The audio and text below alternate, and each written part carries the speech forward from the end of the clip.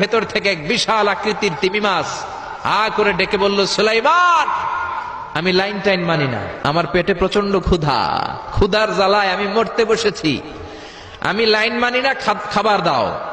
সাইয়েদনা সুলাইমান আলাইহিস সালাম বললেন, আমি নবী মানুষ, আমি বেলাইন করতে পারি না। সাইয়েদনা সুলাইমান বললেন, আমি লাইন ছাড়া খাবার দিতে পারি না।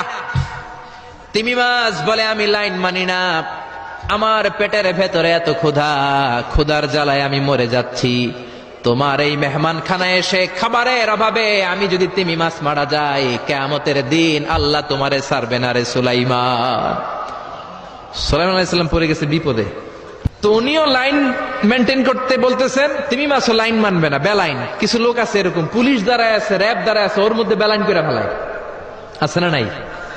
তিমি মাছ বলে, আমি লাইন টাইন মানি না। তো সুলাইমান আলাইহিস সালাম বললেন, ঠিক আছে, সবার জন্য লাইন, শুধু এইটার জন্য বেলাইন। উনি ঘোষণা দিলেন, যাও এটারে খাবার দাও।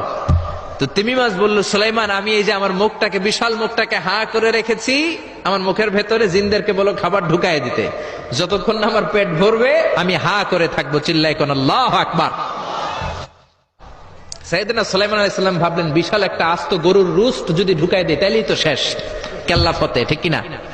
সাইয়েদনা সুলাইমান বললেন, যাও আফ্রিকার জঙ্গলের যে গরুগুলো রোস্ট করেছো, একটা রোস্ট এই তিমি মাছের পেটের ভেতরে ঢুকিয়ে দাও। জিনের বাদশা যে রোস্ট ঢুকায় দিস, ওইটা হা করেই আছে। সাইয়েদনা সুলাইমান বলেন, কয়েকটা খাসি মেরে দাও। খাসি মেরে দেয়া